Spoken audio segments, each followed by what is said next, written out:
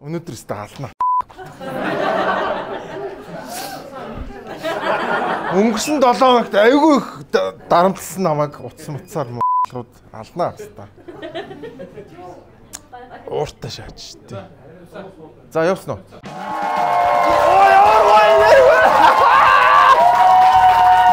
Амраз их шоу чинь надтай зоороо хоолоо. Эхэлцгээе манайхаа эхлэе. Амар гоё. Энэ 7 хоногийн мэдээ бүр арай их байгаа шүү манайхаа. Ингээ эхлэе манайхаа.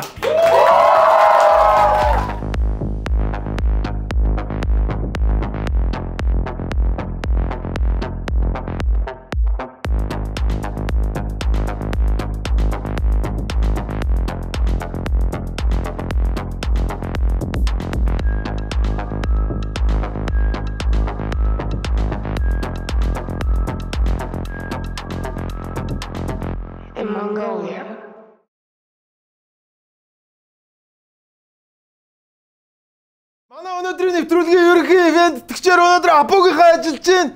Ямар ч би фрешээр хамгийн гоё өдөө шүү манайхаа. За энэ 7 хоногт маш олон сонирхолтой үйл явдлууд за мэдгүй угаасаа л дандаа сонирхолтой үйл явдал болдог. За энэ 7 хоногт Оростой холбоотой хэд хэдэн хууль хэлэлцээрүүд улсын хуралд орж ирсэн. Энэ нь маш олон хүний анхаарлыг татсан байна. За дээрэс нь мэдээж одоо Нямбаатар дарга маань 9 шүдийн гачин юм хийлээ. За дээрэс нь өөрч юу бол амар их мэдээ. За бүгдээ эхнээс нь эхлэе. Манай монголчууд одоо машин зам дээр шин стандартуудыг тогтоосоор байна. За тэгээд нэгэн машин шинэ стандарт яаж тогтоож байгааг харъя. Тэгээд мэдээж энэ бол Prius.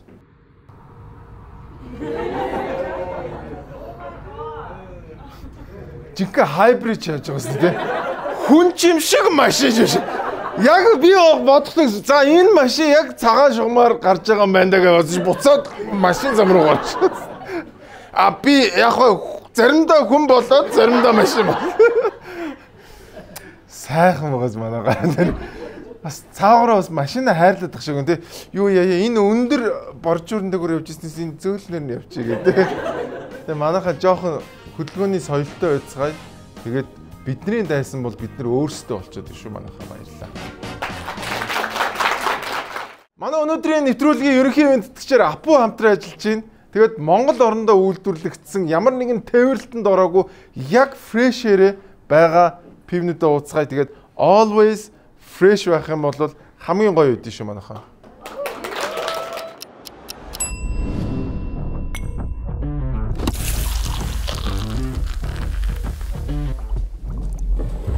Хамгийн шилдэг пив юу вэ? Дэлхийн 192 орны сая хүмүүс хэрэгэлдэг. Би ч гэсэн тэдний нэг. 800 жилийн түүхтэй Германы хаадын сонголт харьцуулж байна. Хамгийн зөвлөн шар авиг халуун өдөр тис хөднөр. Азийн номер 1 бий. Юм аялт баригддаггүй залуусын сонголт. Бусад пив ухаар яадыг би мэдгүй. Энийг ухаар цаанаасаа ирчүүч авдаг гэдэг. Хансаг зөөлөн амт Монгол премиум шараа. Хамгийн шилдэг пив юу вэ гэж юу? Хамгийн фрэш нь, хамгийн шилдэг нь. Always fresh. Нямбаатар дарга энэ 7 хоногт Дүлгөө нуур дээр очиод өстой энэ чинь бид нар гоё байшин бариад төрийн алданыхныгаа амьдруулнаа гэд ярьсан. За тэр үеэрээ нэг бас алдаа оноотой юм ярьчжээ хөрхий. Бид нар одоо хашаандаа сайхан амьдрал гэдэг ийм зүйлүүд одоо бодит амьдралтай нийцэхгүй. Хашаандаа сайхан амьдрал галт үлнэ. Инженерийн наад захын шугам сүлжээ байхгүй. Хөрс бохирдуулна.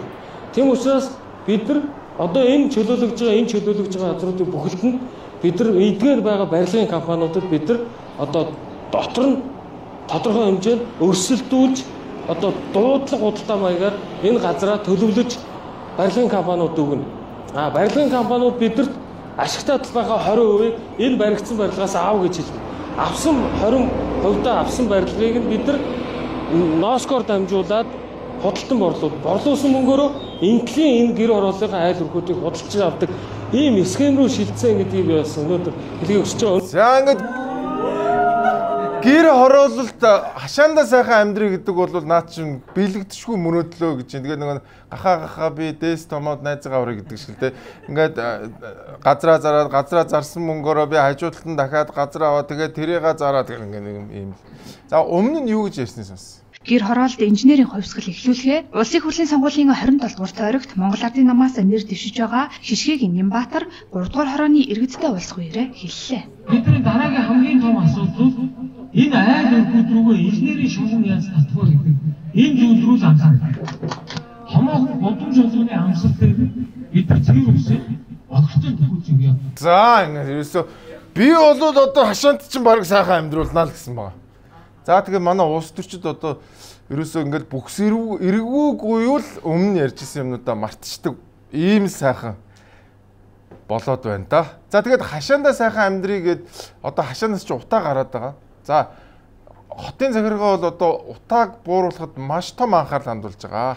Бид нар энэ 2025-аас 26 оны өвлийн улирлыг давхад 51,000 өрх айлыг хийн болон цахилгаан халааврын систем шилжүүлээ гэдэг ийм одоо төлөвлөлт хийгээд ажиллаж байна. За ингээд дараах хэдэн одоо хүчин зүйлүүд шаардж байгаа. Нэгдүгээр 51,000 өрх айлыг халаагрын тэр тоног төхөөрөмжийг худалдаа ав. За мөн одоо 51,000 өрх айлыг тухайн айл өрхтөнд хамтарч одоо стандартын дулаан алдалтгүй болгох. За дараагийн дугаарт тэдгээр айл өрхүүдийг цахилгаан эрчим хүчээр найдвартай хангах. За цаашлаад хийн түвшээр тасралтгүй хангах гэсэн ийм одоо хэдэн суур асуудлуудыг шийдэхээр бид нар төвлөрөө ажиллаж байна. За ерөөсө худалдаа авалт хийнэ л гэдэг байгаа шүү дээ. Гяс худалдаа аваад өмнө нь ингээл бас л дахиад гяс худалдаа авалт тэгэл ерөөсө худалдан авалт хийчихвэл одоо Монгол улс сутанаас арилах гэдэг юм шиг ирсэн. За тэгээд яг энэний эсрэг hybrid housing бат эрдэнэ юу гэж ярьснаас шууд нийслэл өөрөө цахилгаан халаагруудыг юм уу газ халаагрууд өнгөө оруулж ирээд айлууд өнгөө тараачна. Зөвхөн тэр халаагар авсан айлуудынхаа тогны мөнгө болон газынх нь хөнгөлөлтөд үзүүлнэ. Өөрөөр хэлбэл одоо 9 сард 25,000, 10 сард 50,000 шийдэх юм. Нийт 900,000 төгрөгийн татаасаа ингэж өгнө гэж байгаа байхгүй. Тэгэхээр энгийнээр яривал ямар ч логик олголтоор ойлгвол цахилгаан халаагар одоо жишээл манахаас одоо энэ парууд нийлэгдэхгүй шүү дээ. Шууд хятаас одоо оруулж ирэл нийлүүлчихнэ гэсэн. Тэгэхээр яах вэ гэхээр ямар ч энгийн хүн манагаас ч юм уу одоо өөр халаагар компани авч байгаа үйлдвэрлэж байгаа оруулж байгаа компаниудаас халаагар мөнгөөр худалдаж авахгүй. Шууд үнгүү одоо тарасныг нь аваад буцаагаад тэр нэг тогныхоо мөнгийг бас тодорхой хэмжээнд хөнгөлөлт үзүүлэх гэдэг чинь эн чинь бүх зүйлийг одоо шудраг өрсөлдөөн ч гэдэг маш олон зүйлийг ингэ зөрчсөн шууд аж ахуйн нэгжүүдийг ийм чиглэлийн үйл ажиллагаа явуулж аж ахуйн нэгжүүдийг шууд дампууруулах тийм нэлттэй үйл ажиллагаа болж байгаа байхгүй. Хувийн бизнес эрхлэгчид санаачлаад төрөөс хамаагүй үр ашигтай ажиллаж байгаа. Энэ hybrid house за passive гамбаа гэдээ бас байдаг. Тэгээ иймэрхүү залуучууд маш олон гой шийдлүүд гаргаад явж байгаа. Хэрвээ ингэ явах юм бол шууд угаасаа сая ярианаас нь ойлголоо та. За өмнө нь ер нь тэгвэл яаж ямар төслүүд яваад яаж дууссан талаар бас ярьсан. 24 оны 1 сард тэр нэг 20,000 айлын цахилгаан халаагрын тендер зарлж явж байгаад гів гинт тэр тендер цуцалсан. Тэгээд тэгээд одоо болохоо болсон юм болоо бодоо идсэн чинь нөгөө нэг 28 тэр бомонд гинт нөгөө нэг нүүдэлгээд нэг 100 болоод гараад ирсэн. Одоо 30,000 айлын 100 тараанд явсан шүү дээ. Тэр маань одоо ингээд угаасаа өвөл туршиж үзээ халахгүй ерөөс айлууд халааж чадахгүй байсан. Тэр маань ингээд хэлсэн. Тэр мөнгөө л одоо дахиад хятад шууд халаагаар оруулж ирж ингэж айлууд тараах жагаал юм болов уу гэж бодож байна. 3 удаа өөрчлөгдсөн биз дээ манайхан. 3 удаа. Ингээл нэг юм болол тэгээ саяхан л нүү одоо юу монголчуудынхаа хийсэн өстэй айгуу сайхан 100-ыг авна гэдсэн шүүмжлүүлсэн фэлтэнгүүд нь шууд маневр хийгээд одоо тэгвэл газын 100 гэдэг юм явчихж байгаа. Тэгэл ямар нэгэн юм л авах гээд байгаа үстэй тий. Ямар нэг юм авч л нэг үнгүү хүн юм тарааж нэг тавилттэй сайхан боллоо. Бусад хүмүүс ямар ч юм.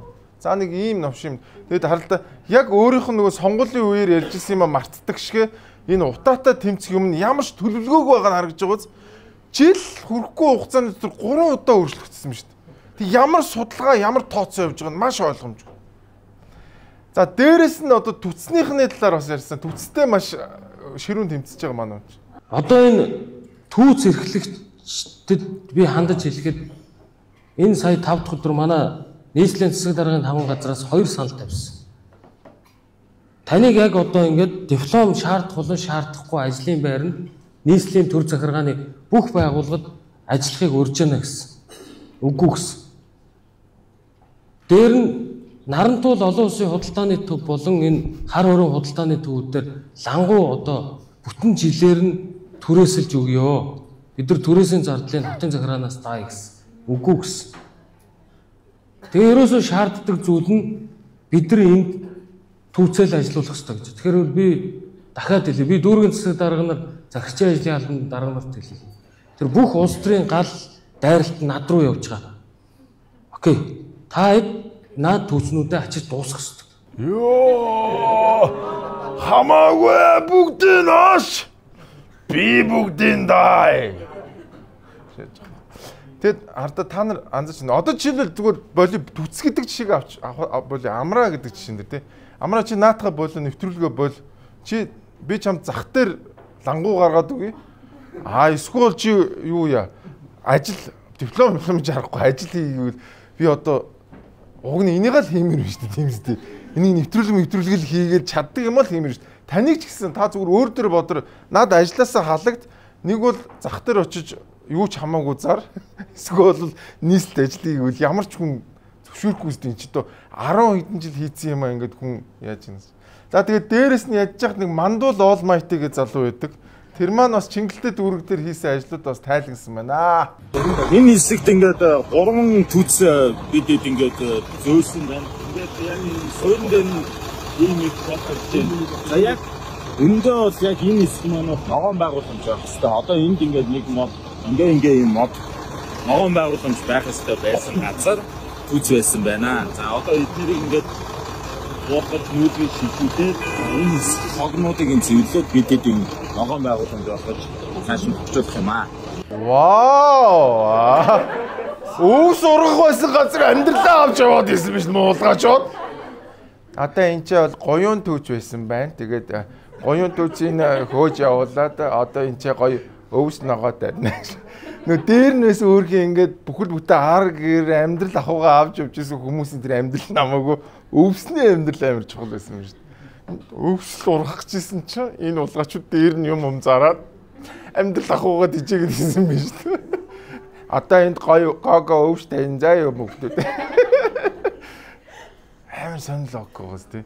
Хүний амьдрал ахуйг нураач ачаад тэгээд тэр дээрэс нь түц чинь одоо баг миний мэдээ 35 жилийн түүхтэй яг түцийг тойроод амар том экосистем тий одоо нөгөө юу үүссэн байгаа шүү дээ нөгөө одоо чинь юмаа нийлүүлдэг хүмүүс юм зардаг хүмүүс нөгөө мууж гэсэн нөгөө муу ороомгоо хийж зардаг хүмүүс гэдэг ингээд амар түцийг тойрсон мангар олон бизнес байсан.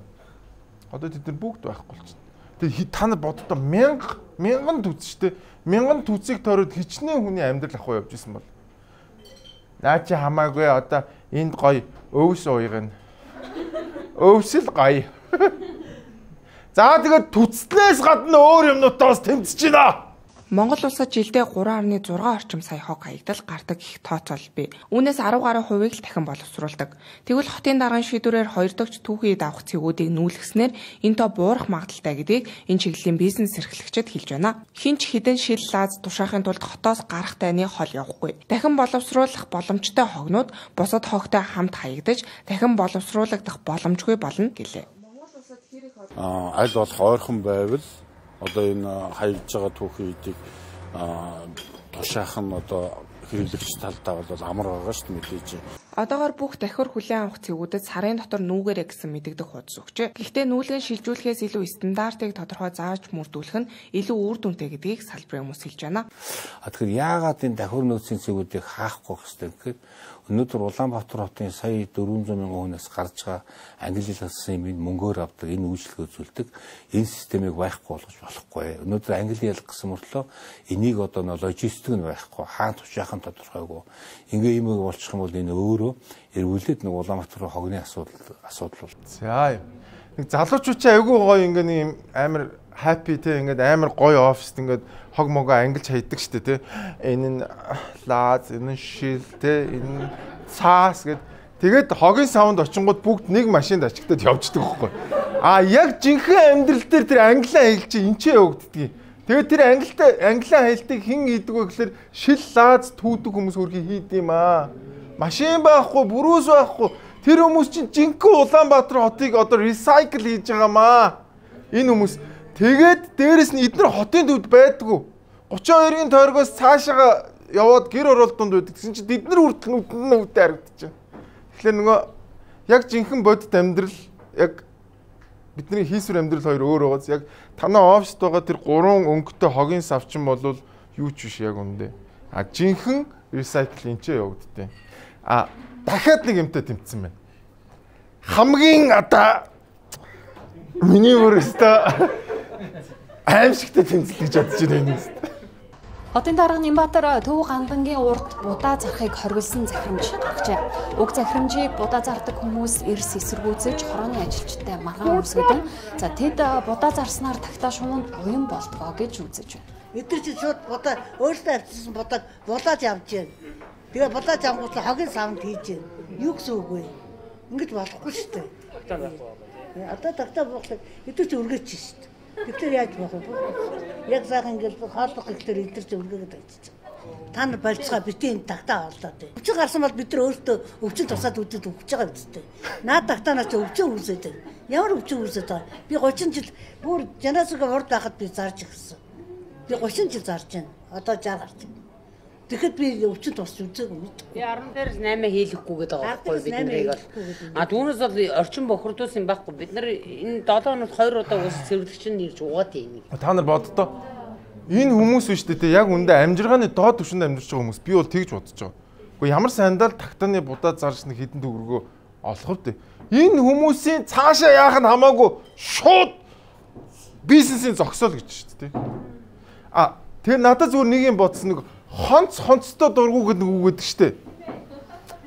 Энэ яг улс төрчид чи ер нь бол гандангийн тагтаа шиг хүмүүс ихгүй юу? Нямбатрыг харалт бизнес хийхгүй. Баялаг бүтээхгүй. Тэгэл татвар төлөгчдийн мөнгөөр хооллоо л явж байна. Ёстой энийг ч үрнэ. Тэгтээ гандангийн тагтаа Нямбатраас хамаагүй ёс зүйтэй. Яагаад гэж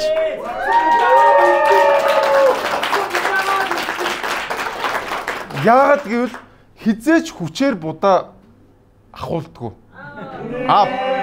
Нямбатар бол татварын албаныхан өөрийнхөө энэ баахан хурган дарганараараа дамжуулаад яадаг вэ гэхэлэр хүчээр биднээс татвар аваад тэгээ бидний хүсээгүй юм хийдэг дандаа.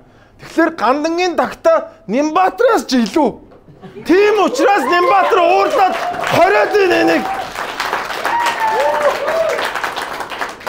нүдэнд л хүүтэн үзэгдээд идэв юм шиг одоо муу фэстокод энэ надаас илүү үнгүй юм шаагаад байна штэ. Стаг хоёр атга бутааг нь хараад ирсэн нүд нь хорсоод наадлыг одоо Тэд хоол болгүй хоолхон тэр тагтаанууд хоолгүй онж олон тэр зарж байгаа хүмүүс нь ч хоолгүй онж болно. Хамаагүй зүгээр надаас өөр хүн үнгүй хоол идэх ёсгүй. Өгдөө явал. Тэр хөрхийн энэ имэнэр чи одоо яг хар тамхи зарж байгаа юм шиг шааж байгаа юм. Будаа шүү будаа. Будаага ингээд зөөлхий ингээд яг гаранд багтах хэмжээтэй болсон. Хуучин чи ингээд уутаар зардаг гэсэн чи одоо ингээд жижигэрцсэн. Тэгээ яг ингээд 1000 төгрөгөөр ингээд солиоч. Та нар одоо будаа хүртэл шагнаж яасан шин. Нууцаар зархад хүргэж идэн Улаанбаатар бод. Та нар тэгээ боддоо.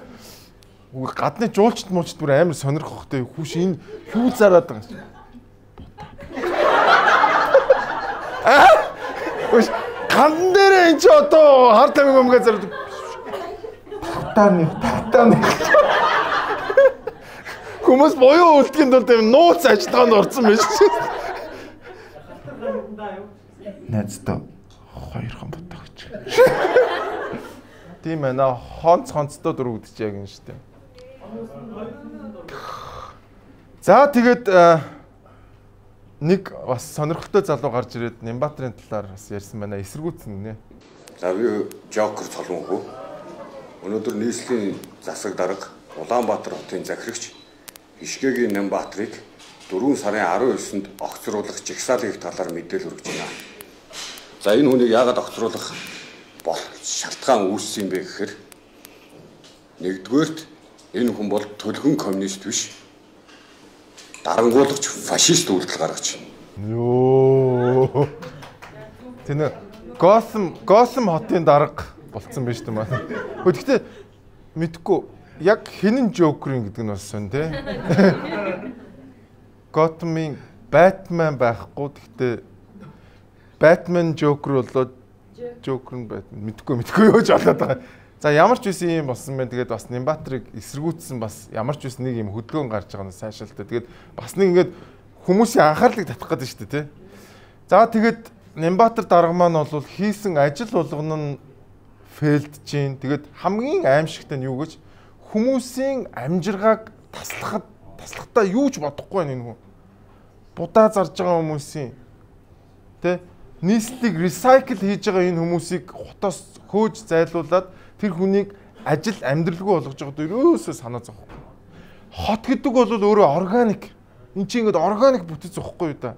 Түүнээс ингээд Нямбатар мэтийн ийм одоо төлгөн коммунист биш фашист гэж ийм фашист нөхдүүдийн дураа хүрхлээр юмаа хийдэг, дургуугаа хүрхлээр хүмүүсийг зайлуулдаг ийм газар биш. Энэ хүнд биш дээ. Хин нэгний амьдралыг хин нэг хүний амьдрал ахуйг таслах ирэх байхгүй да. Уг нь хот биш дээ тий. Бараа бүтээгдэхүүний солилцоо хурдтай явагдцмаа хот маань улам өгчнө. Бараа бүтээгдэхүүн зараад хүмүүс баян болгоцсмаа хот маань сайхан болно. Түүнээс ядуучуудын хов хоосон хотоор бид нар яах юм бэ? Яа ерөөсөө ийм л юм хийж штэ. Тэгээ одоо яах юм? Энэ хүмүүс чи ирээдүйд одоо хулгаал хийж амьдрын штэ. Амжиргааг нь тасалсан юм чи нэг бол архинд орно, нэг бол хулгай хийн. Тэгэл хотоор дүүрэн тэгэл хулгайч, архичин, хоомлос ийм хүмүүсээр дүүргэх бодлого болж штэ. Эн чин буруу байхгүй да хүмүүсээ болохгүй. Энэ болохгүй, энэ Нямбатар болохгүй. Би бол энэ залуутай санал нийлж огцруулах хэрэгтэй энэ. Энэ ингэж удаа явах юм бол Улаанбаатар сүрэн шүү. Бихнян болно шүү Улаанбаатарууд. Дэлхийн алдартай премиум кемпингийн Snow Peak гэдэг Японы брэнд Монголд ороод ирсэн байна. Японы алдартай кемпинг, аялал зугаалгын бүхий л төрлийн хэрэгслүүд энэ ч байгаа. 1958 оноос хойш нийт 67 жилийн турш хүмүүсийн аялал зугаалгын хэрэгцээг эдийг хангасан байна. Хамгийн гол нь эдний брендийн бүтээгдэхүүнүүд нь насан туршийн баталгаа өгд юм байна. Насан туршийн штэ манайхаа. Тэгэхээр ямар чанартай бүтээгдэхүүн үйлдвэрлэгддэг нь ойлгомжтой. Тэгээд эдний брендийн философи нь чанар, удаан хугацааны хэрэглээ, тэгээд минималист байдал юм биш үү манайхаа. Тэгээд аялал зугаалгаар явахдаа Snow Peak-ийг хэрэглээрэй. Баярлалаа.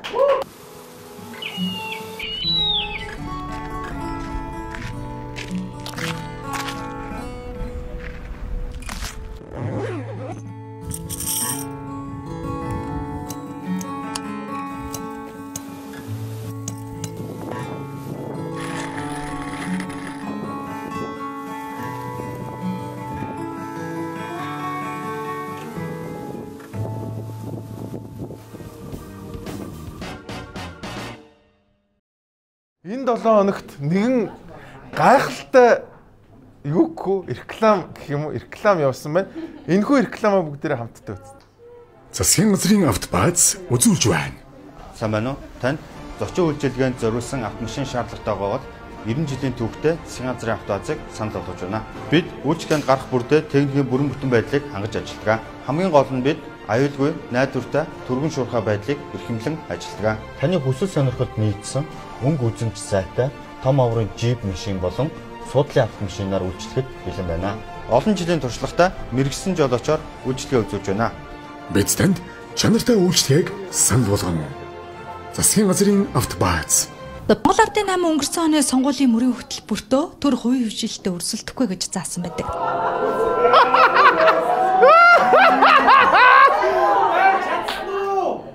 Танд түргэн шуурхай хамгийн найдвартай үйлчлэгийг манай засгийн газрын автобазыг өргөө. Одоо удахгүй мэдхгүй удахгүй ууц чанахал юм. Манай ордны цайны газрынхан та бүхний ууцыг шалахад бэлэн байна. Наад өвөмэнрээрээ битгий чануулаарай. Биднэрт мөнгө хэрэгтэй байна. Тэнэг стакоч шаас. Бүртгэж бүр амар тэ засгийн газрын автобаз үзүүлж байна. Presents. Стор. 3D лого могоо эргэлдэж гарч иж мөр. Ингэж гарч иж мөр.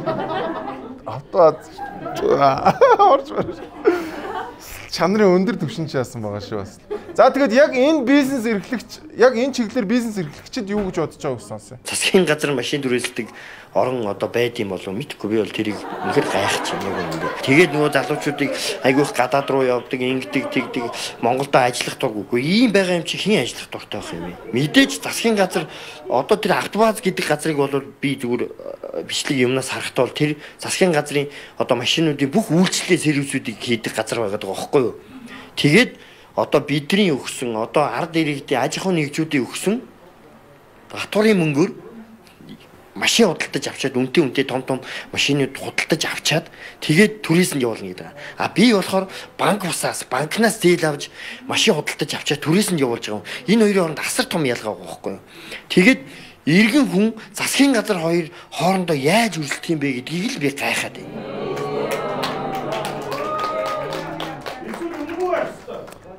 Гэхдээ тэгтээ та нар энэ амар тэнэг утгагүй санагдаж байгааз амар тэгтээ биш дээ бидний ийм байх л ёстой шүү дээ гэсэн яг ийм зүйл зөндөө идэв шүү дээ. Одоо жишээлбэл та нар боддоо драмын театр улсынх те тэгсэн мөртлөө хувийн одоо продакшнууд хөрхий драмын театрын тоглолтуудыг хийгээл жүжиг тоглол явж байгаа шүү дээ. Драмын театр нь болохоор улсын санхүүжилттэй бас ялгаа авахгүй мөнгө олох үүрэг хүлээн. А гэтэл нөгөөдөл нь татвар төлөгчдийн мөнгөөрөөш өөрийнхөө бор зүрхээр одоо тэр Орфе театр ч гэдэг юм уу те эсвэл одоо юу гэдэг чинь ингээд айгүй олон яг энэтэй адилхан процесс واخгүй. Яг ийм зөндөө олон процессууд байгаа. А тэгээд засгийн газрын бааз хэдэн төгрөгөөр ер нь татвар төлөгчдийн хэдэн сая төгрөгийг зүгээр 25 онд 24 онд үрснийг бүгдээрээ сонсон. Над улсын төсвийн хөрөнгөөр 5.8 тэрбум төгрөгийн тендерийг зарлажээ. Тодорхойлбол автомашин худалдан авах шатгуун, тослох материал, сэлбэг хэрэгсэл дугуйг авахар зарласан байна. Үүнээс 2 тэрбум 315 сая төгрөгөөр за автомашин авахар засгийн газрын автоваз тендер зарлажээ. За нэггээр хэлбэл засгийн газрын автоваз төсвийн мөнгөөр буюу татвар төлөгчдийн мөнгөөр за машин худалдан авч бизнес хийх гэж байна. За хувийн хвшлийг гүйцэтгэж болох ажлыг төр хийх нь эргээд тухайн салбарын бүтээмжид сөрөг нөлөөтэй. Мөн алстаа төр алдагдалт хүрэх эрсдэл өндөр юм. За учир нь төртэй хувийн хвшил өрсөлдөх боломжгүй гэдгийг онцолж байна. Төр бол зохицуулагч болохоос бизнес эрхлэгч биш. Яг үнэ. Одоо бас яг энийг ийм жишээ байгаа шүү дээ. Арилжааны банкудтай өрсөлддөг төрийн арилжааны банк байгаа шүү дээ. Төрийн банк гэдэг нэртэй. Ийм л тэгээд би бол энэ дэр нэг олон юм ярмааргүй маш ойлгомжтой тодорхой байна. Тэгээд төр одоо бүр сүултээ ингээд такси үйлчлэгээ хүртэл эрхэлдэг бол одоо сүүлдээ юу эрхэлж одоо биднэрт сюрприз барихыг бол би таашгүй сүүлдээ бас нэг хүүхэн зардаг болцсон ч явж иж магадгүй шүү. Эвгүй шүү. Эвгүй нэрэ. Ер нь бас нэг ганц хоёр газар бас нэг зуучилж муучлдаг сураг мөрөл дуулдаад байгаа шүү. Эвгүй. Тэгээд одоо тэр сүүлдээ хил цагаа татвар төлөгчдийн мөнгөөр явдаг болох магадлал өндөр байна шүү манайхаа. За нэг төрлийн өмчийн компани ингэж явж байна. Тэгсэн чинь энэ 7 хоногт олонний анхаарлыг сэрт хийлгсэн нэгэн гал төмөр боллоо. Харин хүч хөдөлмөр минь ингэж шинэ мөр хөдөлтөний төвш татчихсан юм.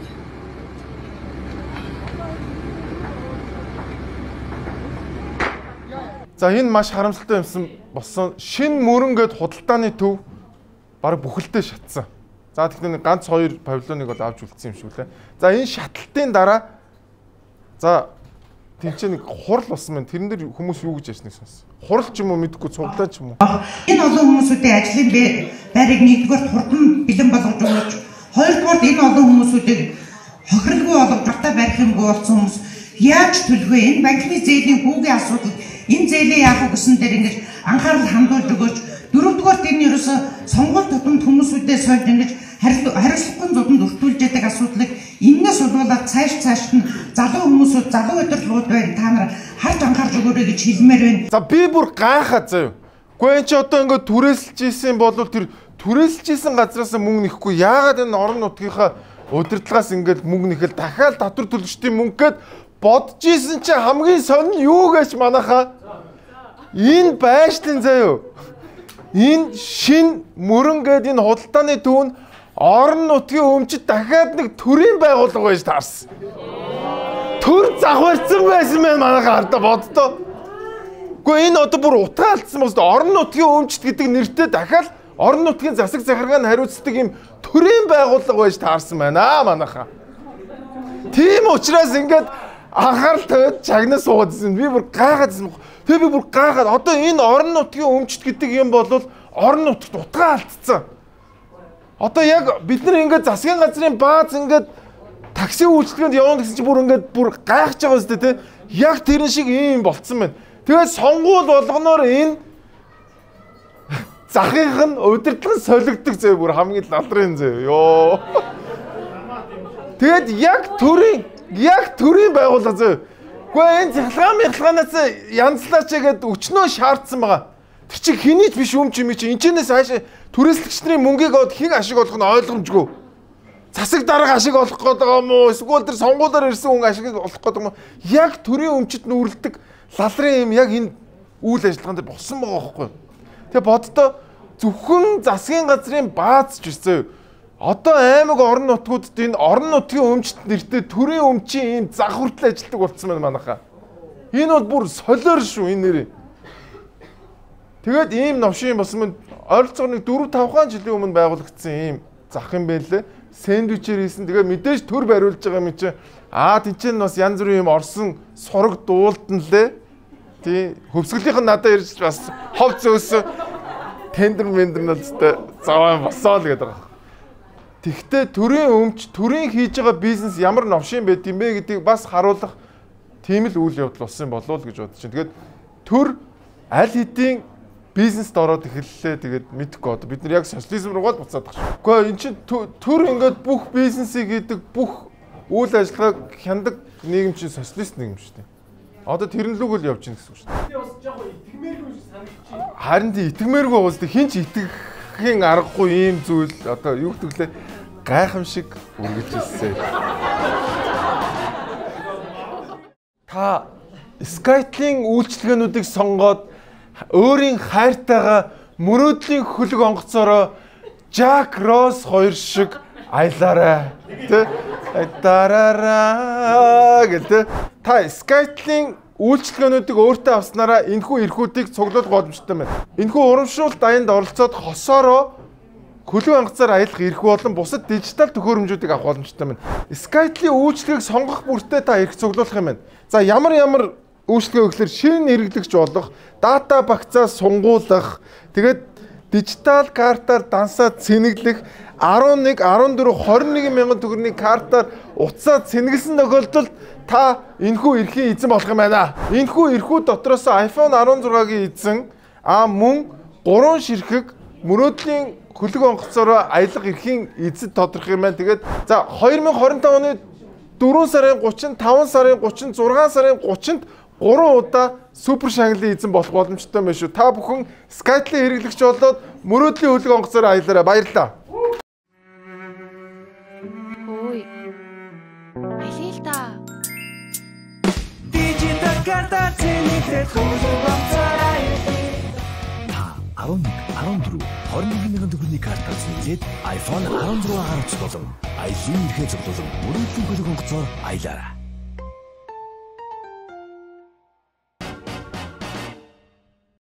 Энэ 7 хоногт болсон бас нэгэн олонний анхаарал татсан үйл явдал бол агаарын тээврийн салбарт одоо бензин нийлүүлэхтэй холбоотой үйл явдал байсан юм байна.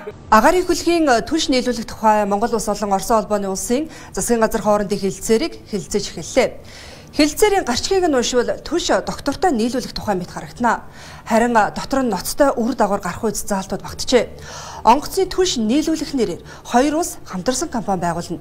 Ингээд зогсохгүй тус компани нь Чингис хаан онгоцны буудлын дэд бүтцийг удирдах, ашиглах зэрэг зохицуултуудыг тусгасан байна. Дөрвийн нэгт Чингис хаан олон улсын нисэх буудлын дэд бүтцийг удирдах болон ашиглах хамтарсан компани байгуулна. Дөрвийн гуравт хамтарсан компанид агаарын хөлгийн түлш нийлүүлэх ажлыг Оросын далайн итгэмжлэгдсэн байгууллага хэрэгжүүлнэ гэжээ. Тэр итгэмжлэгдсэн байгууллага нь Оросын холбооны улсын Роснефть компани юм. Мөн дөрвийн дөрөвт Чингис хаан нисэх буудлын агаарын хөлгийн түлш худалдах, үүнд нийлүүлэх, хадгалах, цэнэглэх, борлуулах, хүргэх, тээвэрлэх үйл ажиллагааг хамтарсан компани хийж гүйцэтгэнэ гэж хэлэлцээр тусгажээ. Нэг осондоо хэлэлцээрт Монголын талын эрх ашиг гэдэгт түлш авна гэдгээс өөр зүйл бараг байхгүй. Харин эсрэгээр Монголын талын хүлээх үргүүд хэлэлцээрт дүүрэн бичигджээ. За ингээд бүр 20 жилийн хугацаатай ийм зүйл болсон байлээ. За тэгээд энд улсын хурлын гишүүд ямар хөө байр суурь илэрхийлснийг сонсъё. Түлшин бусдих тэгээд нэг юм хэд онгоцны асуудал, агаарын орон зай маань үнэхээр нэг ийм бусдын монопол, бусдын төрийн өмчт компани монопол руу орох гэж байгаа нэгдүгээр. Монголын тал хамтарсан компани үйл ажиллагаанд Монгол улсын дотоодын зах зээлд газрын тосны бүтээгдэхүүнийг борлуулах үйл ажиллагааг зохицуулсан хуульд энэ хязгаарлалтууд үйлчлэхгүй байна гэх нэг ийм үг өсөх энэ дээр харагдаж байна. Тэгэхээр эн чинь ерөөсөө энэ Чингис хаан буудлаа бүр баг онгоцны түлшүүшин Чингис хаан буудлаа энэ хамтарсан компанид өгж байгаа юм биш үү? Чингис хаан эсэх буудалд агаарын хөлгийн түлш худалдах, үүнд нийлүүлэх, хадгалах, цэнэглэх, борлуулах, хүргэх, тээвэрлэх үйл ажиллагааг хамтарсан компани хийж гүйцэтгэнэ гэж байна. За тэгэхээр энэ хамтарсан компани чинь Ирчис Ойл Роснефтийн хамтарсан компани байна. Тэгэхээр Роснефть зөвхөн манайд бөөнөр бараа нийлүүлээ зогсохгүй дотоодод бас нийлүүлэлт хийх, дотоодын одоо жижиглэнгийн худалдаанд оролцох эрхээ энэ агаарын хөлгийн түлшний салбарт авчиж байгаа юм байна гэж ойлгож байгаа. Ажил хийж байгаа нэртэй ийм тулгалтуудыг одоо оруулж ирдэг болмоор. Нэг улсын хурлын эдийг нэг юм нэг уяач сэтгэхгүйгээр нэг аргалчд юм аа. Эднүрийг би бол нэг бүлэг бүлгээр нь уяад найрчна гэж бодоод байна. Одоо үгүй шүү дээ. Юм нь жоох ажил хэрэг чандалтай. Хилцээр хийгээгүй шүү дээ энэ чинь. Монголын эрх ашигыг хамгаалсан юм нэг ширхэг чалгагүй шүү дээ. Бид тэр чигтээ үүрэг хүлээсэн байна. Тэр чигтээ бүтээн байгуулж байгаа нефтийн үйлдвэрүүдийн бараа өртөөгдхийн борлуулах орон зай зах зээл алдсан биш шүү дээ. За энэ ерөөсөө юм тулгалт маягийн орж исэн 20 жилийн хугацаатай. За ямар нэгэн байдлаар маргаан үүсэх юм бол Оросын орбитрийн шүүхээр шийдвэрлэнэ гэсэн. Тэр нь бол бүр хамгийн амин. Дээрээс нь Монгол улсын энэ нефтийг зохицуулсан хууль хамаарахгүй гэд ингээд ороод ирсэн. Тэгэд хамгийн гоё нь шүү дээ түрүүнээс хойш ирсэн. Хуучин чинь ингээд хувийн компаниуд онгоцон түлш нийлүүлээд болоод идэв гэсэн бохоо. Одоо төр дахиад бензин импортлдог компани байгуулсан тэрийг Ирчис Ойл гэдэг юм шүү дээ. Тэгэхээр бүх юм дээр ингээд одоо төр орж эхэлж байгаас харж байна даа. Тэгээд тэр нь Оростой хамтраад бүр лалрын монопол байгуулах гэдэг ингээд явж байна. За тэгээд энэ нь бол үнэхээр байж болохгүй. Энээс бол маш олон хүмүүс ууралсан. Монгол улс гадагшаага 3 дахь хөрш рүү гардаг цорын ганц гарцвал агаарын гарцлага өөр гарц байхгүй. Бид нар landlocked country. Тийм учраас энэ бол өөр маш буруу аимшигтай ийм зүйл орж ирж байна. За дээрэс нь дахиад Оростой холбоотой. Евразийн худалдааны гэрээ гэдэг зүйлийн талаар бас ярьсан. Бизнес эрхлэгчдийн эсэргүүцэлтэд нүүр тулж төр хугацаанд хойшлуулад байсан Евразийн эдийн засгийн холбоотой байгууллага төр хэлэлцээр энэ удаач мөн хойшллоо. Хятад төртөл энэ олон улсын том гэрээнд орохдоо маш их болгоомжилж байгаа. Дотоодынхаа хүчин чадлуудыг нэмэгдүүлж байгаа. Тэгээд дэмжлэг үзүүлж хагаад экспортынхаа том гэрээнүүдийг энэ худалдааныхаа том гэрээнүүдийг хийдэг. А манай улсын хувьд бол биднэрт ийм үйлдвэрлэлийн хүчин чадлууд үнэхээр хүнд харагдаж байна. За Булган туяа дарга өнөөдөр эсрэг байр суурьтай байгаа нь бол өөрөө улс төр байна л гэж би харж байна. Тийм учраас бол та бүхэн хаалттайгаар асуудлаа яриа шийдвэр гаргах хэрэгтэй. Яагаад би Булган туяа гишүүнийг өнөөдөр ингэж байр суурь 180 градус эргэж байгааг бол улс төр гэж харахаас өөр арга алга л да. Засгийн газрын гишүүн байхад тань энэ асуудлыг хэлсэн тийм ээ. Тэгээд тэр үед бол та бол дэмжсэн байр суурьтай байсан байх. Яг өнөөдөр даваа сурын дарга тийм өгөө гэдэг шийдвэр гаргаад яах вэ? Энэ бас улс орны амьдралтай холбоотой байгаа учраас хойшлуулах юм гормын санал гаргаж байгаа. Яа ингээд энэ асуудал хойшилсан. Тодорхойгүй хугацаагаар хойшилсан. За ган төмөр дарга нэг алдарт үгээ хэлсэн юм чи. Энэ Евразийн худалдааны гэрээ бол Монголд ашигтай. Би амлаж байна гэж. Амлж ин Монголын компаниуд ашигтай гэж хэлсэн. Мэдхгүй нэр. Манай хүний амлснаар бол одоо би улсын хурлын гишүүн болсон байгаа шүү дээ яг үндэ.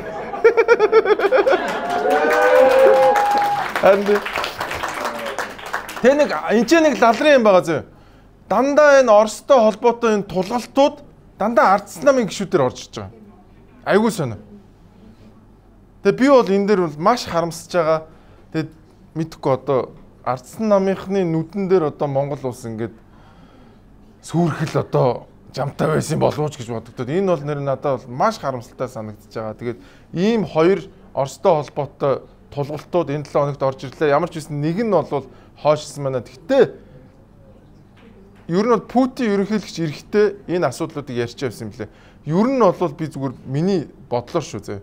Цаашдаа ингээл тулгагдаал тэгэл аргагүй ороод энэ гэрээ мөрнүүд нь хийгдэх болов уу гэж бодож байна. Яг үнэ. Манайхан ч аймхаа тэгээд Оросуудтай учир зүгээ олж чаддаг хүмүүс одоо ховор үлдсэн. Хуучин одоо бас Орос морс сурсан хүмүүс ч Оросуудтай учраа олцоод идэв гэсэн бохоггүй. Энэ хэд бол ингээл мангар юм шиг ингээл хоёр гараа иргээл за гэж шууд. Тэгээ ахаал гэж. Гэхдээ эн чинь гүй манайхан ингээд болохгүй байна. Ингээд бас нэг монгол хүний арга ухаан байж болно шүү дээ. Тийм байхгүй ингээд мангартаа ингээд юм батлаа. За нэг ийм энэ 7 хоног боллоо. За тэгээ хоёр хөршин ингээд нөгөө хоёр хөршин амар авторитар дэглэмтэй ингээд манусыг ингээд шахаад нь штэ. Тэгсэн чинь бас нэг улсын хурлын гишүүн бас айгүй сонирхолтой санал гаргасан. Хоёрдугаарт нь энэ Facebook гэж одоо хүүхдийн ч асуудал болсон, Монголын асуудал болсон. Дуртай нь одоо Facebook дээр лайв хийдэг, дуртай юм зардаг, дуртай хүнийг доромжилдог ийм том хэрэгсэл болсон. Тэгээ захим орчинд хүүхдүүдийг одоо гэмдэргээс хамгаалахад энэ Facebook-ийн асуудал их хүнд байгаа. Зөвхөн нэг ийм санаа байх юм. Та би боровч хэлж магадгүй шүү. Ерөөсөө энэ Facebook-ийн 3 сар хааж үзүүл яад юм Монголд. Тэр эффектийг харуул яасан. Энэ гэмтэр нь хаашаа шилжих юм? Ямар платформ шилжиж байна? Facebook-ээр амьдарч болно шүү дээ ер нь бол. Өмнө амьдарч болж исэн. Тэр ингээд нэг сар ч юм уу, 3 сар ч юм уу нэг хаах тийм санаачлах энэ гаргаж болохгүй юу? Facebook-ийг 3 сар хааж үзье гинэ. Яа. Гой санаа. Энэ Facebook төр чи дуртай юм зарж чинь дуртай хүнд оромжилж чинь гэж тий. За тэгээд алдарч авахлан гээд энэ гишүүн бол маш олон хүний дургуг хүргэсэн. За ардын намын гишүүн юм тий. Яа бас амар коммунист юм ярьж энэ. Тэгээд би зүгээр эсрэг бас нэг санал гаргамаар байна. Зүгээр алдарч авахлангийн Facebook-ийг 3 сар хаалгаж үзүүлээ. Нөхөр нөгөө муухай юм арахаа болчих нь байна штэ. Тэр хүний нүдийг л ингээл дарчил да. Тэгвэл тэгээд тэр хүний амьдрал сайхан болохгүй. Заавал яагаад та зүгээр Facebook-аа хаачих юм а заавал биднээр бөөнөр нь хэлэх гээд байгаа. Бид нар юм амаа зармаар л байна штэ. Хүн амтнаа доромжилмоор л байна штэ. За тэгээд яа мэдхгүй одоо хаашаа одоо яг л улмал ингээл дарангуул яваадах шиг байна. Тэгээд маш олон хүн эсэргүүцсэн. Тэгээд энэ хөрхий анх удаага ингэж олон хүний эсэргүүцэлд өрдөж үтсэн баг. Тэгээд Жоквин алдарч авахлан гишүүн маа нэг ийм хөгжилтэй юм шиг одоо харамсмаар юм шиг ийм зүйл ярьсан байна. Манай өнөөдрийн нэвтрүүлгийн хамтран ажиллагчаар Beta Star аппликейшн ажиллаж байна. Та бүхний сайн мэдих Moya Chandon, Johnnie Walker, Hennessy, Glenmorangie гээд дэлхийн алдартай брэндүүдийг та бүхэн энэхүү аппликейшнаар захиалаад авах боломжтой байна. Нэгэн сонирхолтой мэдээ дуулгахад F1-ийн McLaren гэдэг баг байдаг штэ. McLaren Mercedes гэдэг баг тий. Эдний багийнхан Jack Danielsтай хамтраад Special Edition гаргасан юм байна. Энэхүү Special Edition-ыг та Beta Star-аар захих боломжтой. Мөн Зайсангийн Sour Liquor Shop-оос бас очиод авах боломжтой юм шүү манайхаа. McLaren, Jack Daniels хамтран Special Edition гаргажээ. За манай нэвтрүүлэг чи ер нь энэ малчтын талаар нэг бараг гардггүй. Тэгтээ энэ хавар бас ярихаас өөр аргагүй нэг зүйл болсон байна. Энэ бол ноолууртай холбоотой асуудал байна.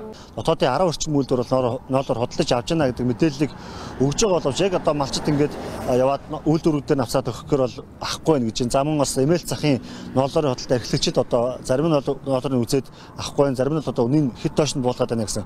Ийм зүйлүүдийг бол одоо малчит юу нэг 130-аад хөл ноолуурт ирсэн. Хэзэнээс авч эхэлхий? Тийм үү. 100 гаруй ноолуурт ирсэн байгаа юм бэ? Өглөөгөр авч байгаа одоо бид надад ажиллаж байна. Одоо малчтын маань ганц та мөнгөждөг үе бол хавар цаг байдаг ноолуураа самнаад оюутны сургалтын төлбөр тэгэл одоо янз бүрийн вакцины зээлмэл сүрсэн юм одоо дардаг үйл хавар байдаг. Тэгээ энэ жил одоо Баянгар аймагт маань бол ерөөсөө ноолуурын үнэ одоо байхгүй, авж байгаа ченж гэж байхгүй бай. Тийм учраас бол одоо энэ малчтын амьдрал бол одоо бас ингэ бас хэцүү болох нэ. За өмнө жилүүдэд зөвхөн угаасан ноолуурыг экспортод гаргадаг байсан бол энэ жилээс угаагаад самнаж гаргах болсон. За үүнтэй холбоотойгоор үйлдвэрүүд эргэлтийн хөрөнгө дутагдaltaй гэдэг шалтгаанаар малчдын орлогын их усыг болсон ноолорыг авахгүй, авсан ч хямд авах нөхцөл байдал үүсээд байна. За нэг юм болсон цагаан галт хөтөлбөрийн хүрээнд ноолуураа угаагаад дээр нь самнаад гаргана гэсэн чи одоо ингээд сүултээ ноолуураа зарж чадхаа болсон ийм хүндрэлтэй байдалд орсон. Өмнө нь нэхийний экспортыг бас хориод манайхан ч л одоо ерөөсө арьс ширний үйлдвэр байгуулалт өстой бүгдийг алаад байна гэсэн чинь бас байхгүй. Тэгээд тэрнтэй холбоотой ховд телевизийн бас ууралдаг гэсэн байна. Тэгэхээр энэ бүхэн одоо ховдоор хайгдсан дүр зуртай тийм ээ. Хогийн зэрэг. Чод хогийн зэрэг. Хогийн зэрэг нүдтэй л байна. Хэр хэмжээний одоо ийм арьс шир хогийн зэрэг дээр жирэн жил хичнээн хэмжээний ийм арьс шир хогийн цэг рүү явж байна. Тэр нэрийн тоог нь болно. Тэр дийлэнх хогийн цэгрээс явж байна. Харалтай тийм. Монголын ард түмний маань малчин ард түмний өнөт баялаг түүхийд гэж үнэгдэж байгаа бол одоо цагаан алт алтур хөтлөөргээд ард түмний сэтгэл санаагаар ингэ тоглож байж болохгүй. Энэ үйл ажиллагааг уламжлуулж хэлсэнтэй эзэн болж ард түмнтэйгээр одоо нэгдэж яваар байна. Энэ одоо ард түмнтэй нэгдэхгүй байгаа учраас түүхийд хогдоо хаягдж байна. Малчин ард түмэн Монголын тэжээж байгаа гэдэгт тэр засаг ойлгох хэрэгтэй. За та бүхэн санаж байна уу юу? Нэхийний ченжүүд гэдэг хүмүүс үүдэг гэсэн. Ингээл нэг юм нэхийтэй хүрээлэнгүүдтэй 10-20-ороо булааслаад ах нь 10-20 5-20 гэл ингээл бөө юм болдог. Тэгэл нөгөө нэхийгээ аваад цаашаа хятад руу гаргадаг байсан бол одоо энэ үйл явдал би болоод баг 10 гаруй жил болж байгаа. Нэхийнүүдээ зүгээр ингээл ерөөсө голын ус мус руу хайдаг, жалганд ингээд өмхийрүүлээд хайдаг бол нийтлэг үзэгдэл болсон. Яагаад вэ гэсэн чи экспортыг хагаад бид нар одоо ерөөсөө энэ нэхийгээ боловсруулдаг баатрууд гээд улс төрчдийн популизм хийсэн. Тэгээд өнөөдөр юм байл. Араас нь ноолор орж байна. Өнөөдөр ингээд ноолор зарыг ихлээр нөгөө компаниуд нь бүгд ноолор аваад дүүрцсэн авах мөнгө байдгүй. Тэгээ одоо дахиад татвар төлөгчдийн мөнгнөөс мөнгө гаргаад ноолорыг авахулах байх. Би бол тэгж бодож байна. Гэхдээ тэгээ асуусан. Гэхдээ яагаад ингээд ноолор хямдхан байгаа гэсэн чинь гэхдээ хятадд ноолорын өмнө унтсан байна гинэ. Гэхдээ тэр хятадууд нь орж ирээд хямдхан байгааг нь харуулдаг л дээ. Яагаад болохгүй юм бэ? Тэгэхээр энэ малчтын ноолор гэдэг чинь энэ нөгөө амар их өр банкнд зээл тавьсан хүмүүс чинь ганц зээлээ төлдөг үеэр нь ингээд ноолорын ханшийн унгаа хийцэн. Тэгээ гаргагдагчгүй оруулдагч нөгөө нэг би ч хийхгүй чи ч хийхгүй гэдэг шиг те. Хүн ч хийлэгдэггүй өөрөө ч хийдэггүй. Тэгээд одоо дахиад яг ноолор нэхийний араас орж шít. Нөө хуучин нэхийний ченжүүд гэдэг хүмүүс байдагс тэдэрч байхгүй болсон. Одоо нөгөө хөрхийн ноолорын ченжүүд нь ч байхгүй зөвхөн ноолорын үйлдвэрлэл явуулдаг. Төр зах зээл жамаараа явжсэн зах зээлд ороод улс төрчнөр дундуур нь популизм ихлээр ийм новшин болдсон байна гэдгийг малчид минь ойлгооч. Монголд байна шүү дээ. Би бол тэгж боддог. Хамгийн хэрсэн хүмүүс бол малчид байдаг. А малчид ийм новшин болоод байгаа гэдгийг одоо яг өөрсдийнхөө амьдрал дээр арьс махан дээр мэдэрч байна. Тэгээд та бүхэн зах зээлд улс төрчид ороод ирэхлээр ямар новшин болдгийг хоёр дахь удаа анх удаа нэхийн дээр үзсэн бол одоо ноолуурн дээр үзэж байгаа шүү. Энэ 7 хоногт бас нэг гэрэл гэгээтэй нэг гоё хэвлэлийн баг урлуулсан. Энэ юу вэ гэхээр татвар буулгая гэд 100 мянган хүн гарын үсгээд 7 хоногийн дотор 96 хоногийн дотор зурсан шүү. А энэ нь ямар ч байсан байнгын хороор явсан. Энийг хэсэг улсын хурлын гишүүд дэмжиж хуулийн төс санаачлаа гэсэн байна. За бид гурвын одоо улсын хурлын гишүүн очироод улсын хурлын гишүүн Пунсалмаа миний бие баярмаа бид гурвын өнөөдрийн энэ хэвлэлийн багтлыг хийж байгаа гол зорилго шалтгаан болвол шинэ гэрлийн санаачлагыг за ердөө 7 хоногийн дотор энэ саналыг дэмжиж 100 мянган хүн одоо гарын үсгээ зурсан гэсэн үг. Энэ 100 мянган иргэн бол одоо өөрснийхээ Монголиагаар ороод яг бодитоор саналаа өгдөг ийм иргэд байгаа. Бидний одоо хэсэг гишүүд бол энэ ард иргэдийн энэ санаачлаг саналыг дэмжиж энэ одоо хүн амын орлогын албан татварыг 1% болгох төр хуулийн төсөл санаачлагаар ингэж зорьсон байгаа. За энэ саналыг мань бол бас манай Арслан намын бүлэг ингэж бүлгээрээ дэмжихэр болсон байгаа. За ингээд ямар ч байсан нөгөө 10%-ыг 1% болгоё гэдэг энэ шахалтыг бол оруулж ирж байна. Тэгээд надад бол маш эрүүл санагдсан. Иргэд татвар буулгахыг хүсэж байна манайхаа. Тэрийг ерөөсөө маш сайн ойлгооч. Энд чи улс төрчгүй юм бол нэг юм улс төрийн юутай байл та энэ ч одоо мэдрэмжтэй байл та. Иргэд чи ихэнх нь татвар буулгая гэдэг чи мангар юм шиг гарч үгүй татвар буулгаж болохгүй гэд солиороод өөрийнхөө нэр хүндэг унганд мангартаад тах юм. За бас дээрэс нь хүн амын орлогын албан татварыг багасгая. Ажил хийгээгүй багтан татвар аваад идэг юм новшин юм яваад байгаа шүү дээ. Зүгээр л ажил гүйцэтгэх гэрээгээр ажиллангууд нийгмийн даатгал төлнө гэдэг ийм тэнийг юм. Энэгээр чинь болоод хүмүүс хоорондоо ажил хөдөлмөрөө солилцож болохгүй, бизнес хийж болохгүй нэг юм яваад байгаа шүү дээ. Тэгсэн чинь хууль санаачилсан нийгмийн хамгааллын яамны сайд нь юу гэж хэлснийг өдөр сонс. За тэр бол хизээч хэрэгжихгүй хууль. Юу гэхээр хизээч аль ч улс оронд одоо ажил олгогч өөрийнхөө ажиллаж байгаа улсуудынхаа нийгмийн даатгалын шимтгэлийг төлдөггүй байдаг аль ч тогтолцоо байхгүй.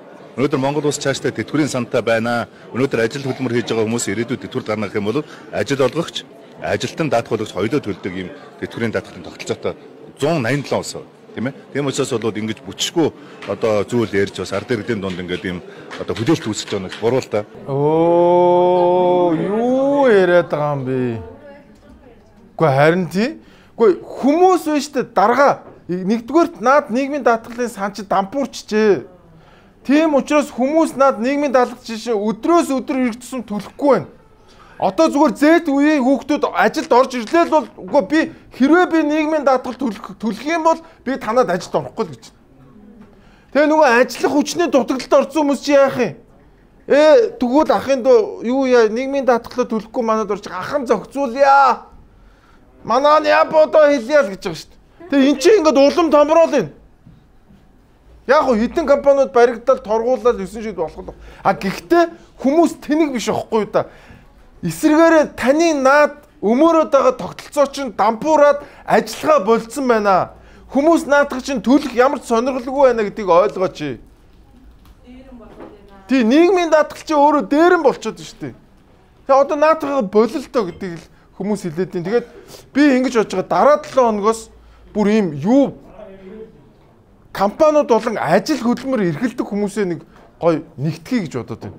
Тэгэд энэ нийгмийн даатгал хүн амын орлогын албан татвар хоёрыг буулгах ямар нэгэн акц өрнүүлэе гэж бодож байгаа. Тэгээд та бүхэн дэмжээрэй. Тийм. Гэхдээ одоо энэ утгаа алдлаа манайхаа утгаа алдлаа. За ингээд татвараа буулгая гэдээ ингээд ярьж явах зур юу болж ийн гэхэлэр Монгол улсын маань эдийн засаг маш хүнд байдалд орж. Эдийн засагчид төсөв хилцэх үеэр л өөдрөг төсөв батлагдаж байна. Эрсдэл үүсэхгүй гэх анхааруулгыг өгч байсан хэдий ч анхааруулгыг үл тоож өмнө нь байгаагүй өндөр дүнтэй төсвийг баталсан.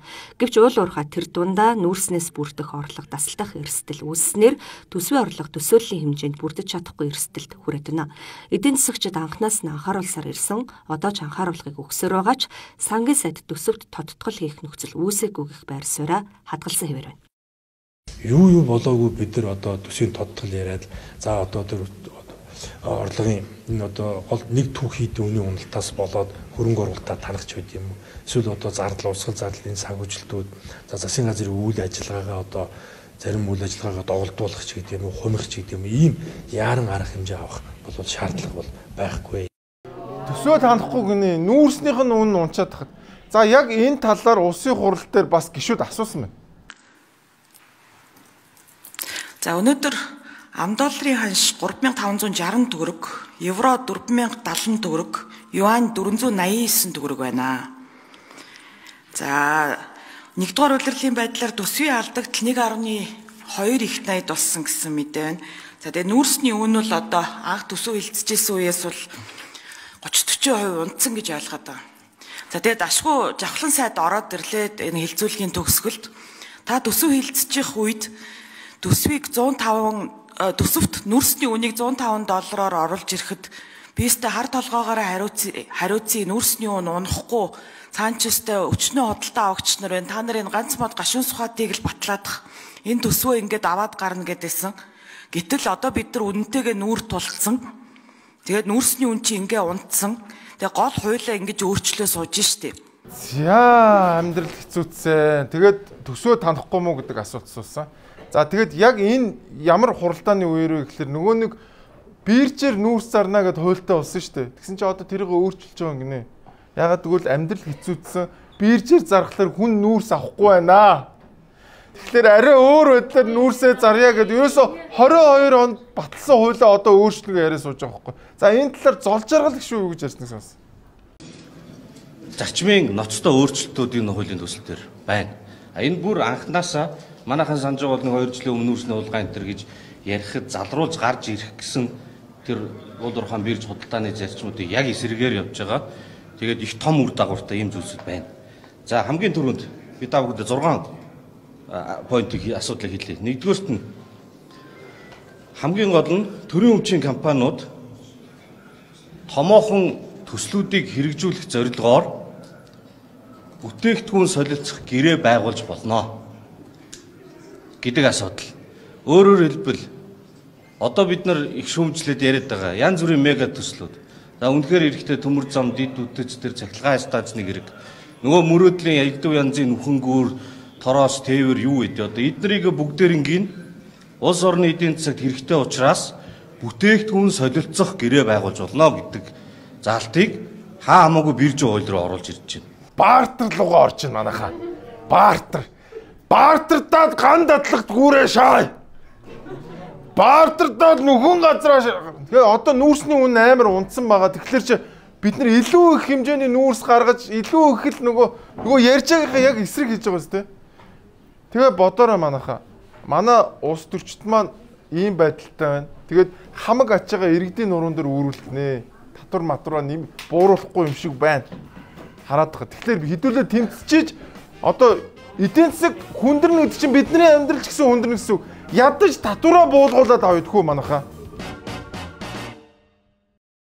Хамгийн шилдэг бив юу вэ гэж юу? Хамгийн фрэш нь, хамгийн шилдэг нь. Always fresh. За ингээд энэ 7 хоногийн weekly show маань үгээр баг өндөрлөх гэж чинь тэгээд мэдээж одоо гэгээлэг мэдээ маань гарах ёстой. Тэгээд гэгээлэг мэдээг үзцгээе. Босх зөвгөл, бисцэн зөвгөл, шавар зураал. Энэ ажилтны үнэ чинь айгуугаа зоригтой байхгүй. Энэ мөнгөний их баг нь хамаахгүй шүү дээ. Туслах хийнэ үү, мэрэгжил хамаахгүй шүү дээ.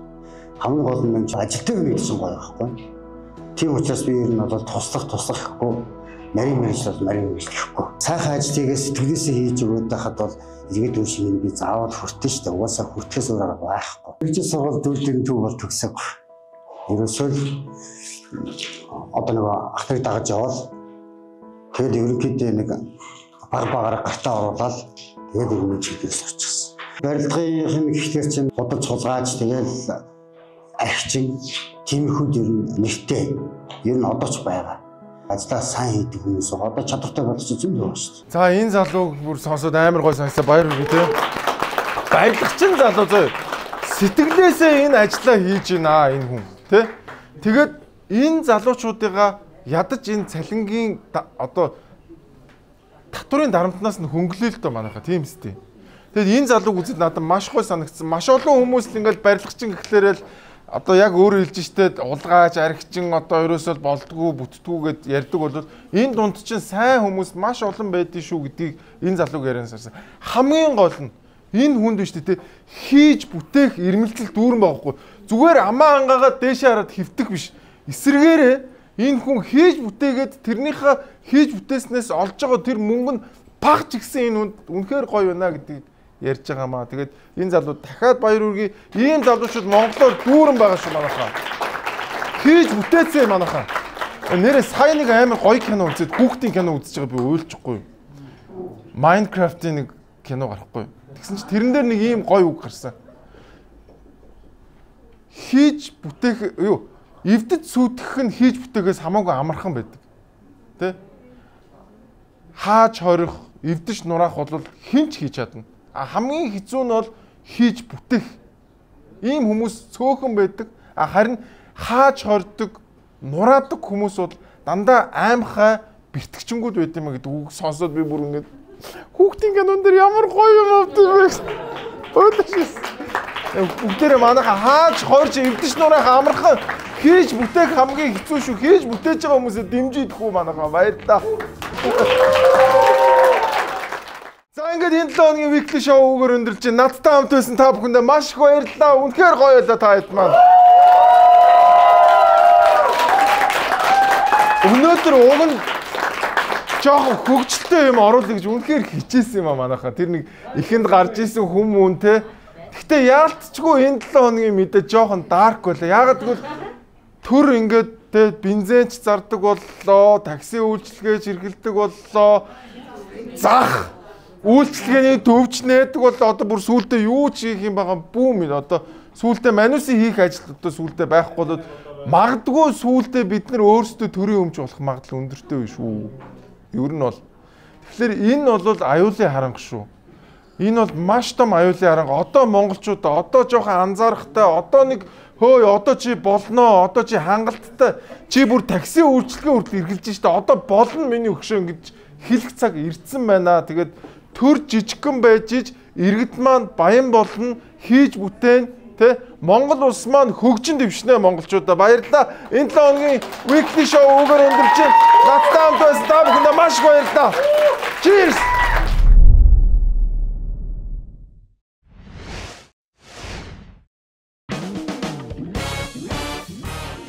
(2025) оны юу вэ? Мөн үү? Тэ? Нөхөр чи хойно зогссон ингээл. Гэтэ яг мэдгүй усан онгосон дээр яг тэгж зогсох боломжгүй мэдгүй. За тий арайч бод. Антиклаш явах ч нэг. Та бүхэн за юу гэлээ? Шар арай. За та бүхэн ороод ирсэн мэн тий. Яана. За нэг тий. Оо. Дуустаа манайхаа баярлалаа. Яг гэхдээ энэ хамгийн хэцүү хэсэг нь байгаа зү.